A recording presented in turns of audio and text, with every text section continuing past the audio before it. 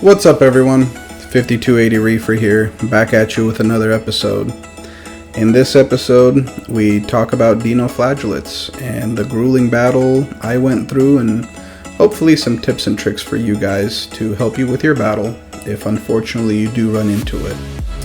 So, when I originally set up this aquarium, I did have Dino flagellates in the back of my mind since I've battled them before in other tanks. So, right off the bat, I didn't do any kind of filtration for the first 4 or 5 months of the tank being up. So no filter socks, no refugium, no protein skimmer, no UV, just letting the tank coast and feeding the fish and just chilling. I was dosing sodium nitrate right off the bat to keep my nitrates in the 10 to 20 ppm range, and trisodium phosphate for phosphates, which kept my phosphates at 0.1 to 0.2. And during this time I did keep my lights fairly low. I think I was at like the 25% point intensity range on my radions, and I wasn't even turning on the T5s at all. Everything was going good, everything was going great, but then I started getting busy at work and I started slacking on my testing and ended up bottoming out my phosphates. Because in the very beginning, when you set up a tank with dry rock, the dry rock tends to absorb a lot of the nitrate and phosphate that's being added into the tank. So even though what I was dosing, apparently it wasn't enough. So even though I was dosing on a weekly basis, my phosphates ended up still bottoming out, and I got Ostreopsis. And I've had Ostreopsis Dino flagellates before. They like to go into the water column at night when your lights are off, so they're pretty easy to battle with a UV sterilizer, especially when the UV sterilizer is connected directly to your display tank instead of being routed in your return section and sump and all that stuff. So that's why in some of the videos and the clips you can see that I have my UV sterilizer on the right side of my aquarium, directly plumbed into the display tank with a Seche pump. It's an Aqua Ultraviolet 40 watt, nothing crazy, but it's a pretty nice unit. Well, I ended up beating the Ostreopsis and got back onto testing and dosing and doing everything I can to keep my nutrients in check and not bottoming out. Then after that, tank I think did well for 2-3 months. Got really busy at work again, and with that came the slacking on testing again, and again my phosphates bottomed out. And this time around I ended up getting Coolia, and those guys are a little bit harder than Ostreopsis, but they like to do the same thing. They like to go into the water column at night when your lights are off. And this time it just, even with the UV, I wasn't having too much luck. I mean, it just got worse and worse and worse progressively, so I ended up doing I think it was like a 2-week lights out, and that was the only thing that got rid of them. And yeah, that got rid of them. I made sure to stay on top of my dosing, and with the dosing, everything started doing well again.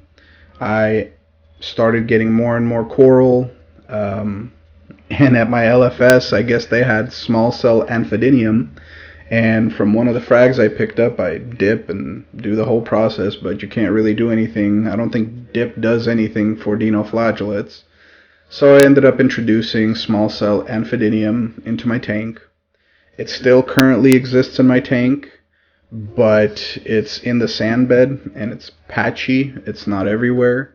So I'm not as worried about it, and I'm kind of letting it ride out. You know, I'm not gonna dose silicates or nothing like that.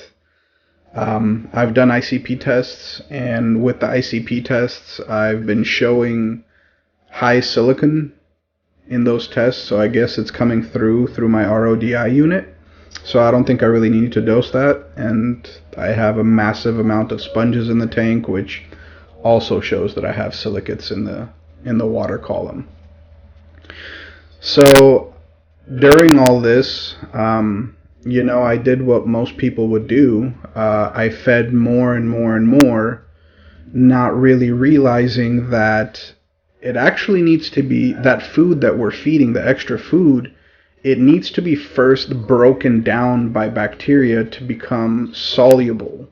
Um, so let's say if I wanted to increase my phosphates, yes, feeding flake and feeding more frozen and stuff like that will increase phosphates, but not a whole lot, because that needs to go into the tank, and then that needs to be broken down into a soluble phosphate that, the other organisms that are competing against the dinoflagellates would be able to actually use.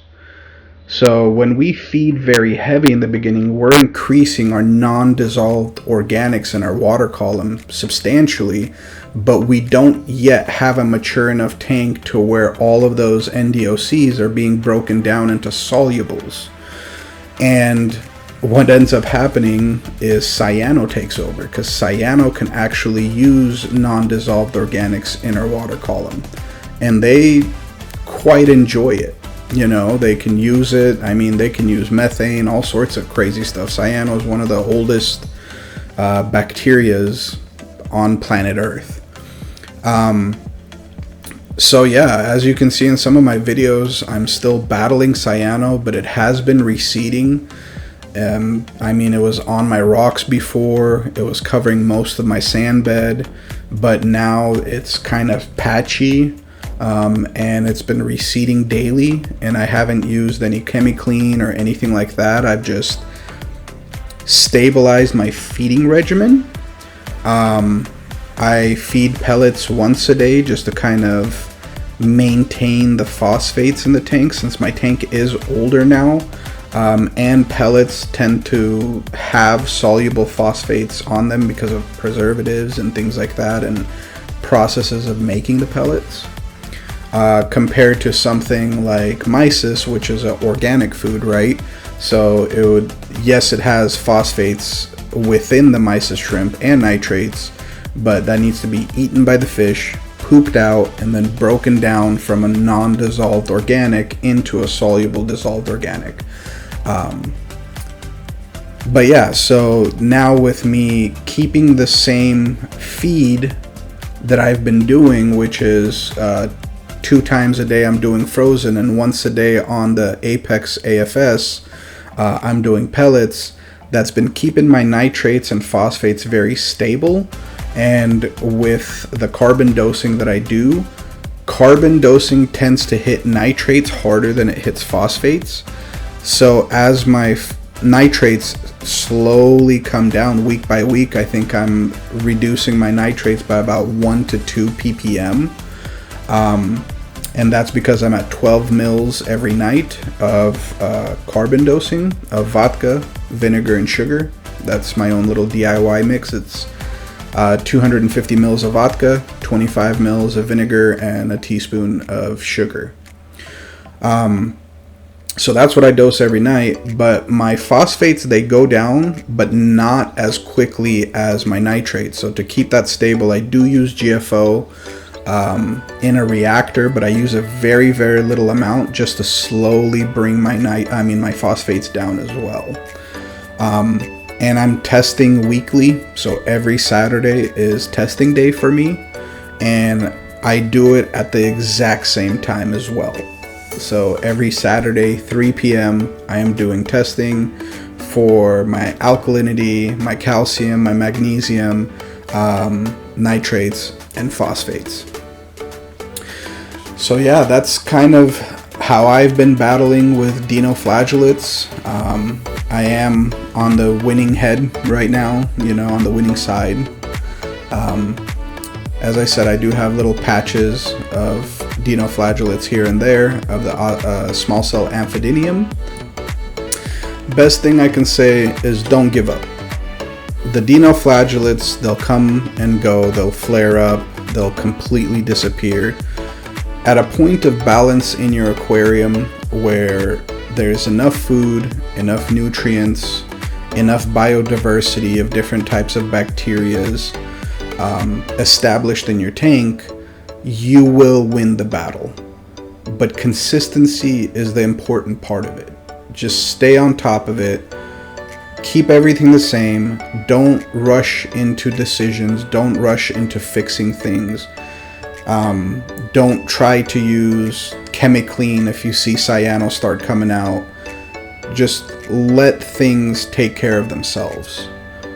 That's been my best method of battling dinoflagellates and just balancing out the tank, in all honesty.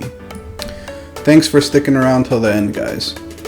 And let me know how this video went, how the quality of the video is, the colors, everything like that. I ended up changing cameras. I went from an old school Canon to a brand new Sony. It is quite a bit different. But let me know what you think. And as always, comment, share, subscribe.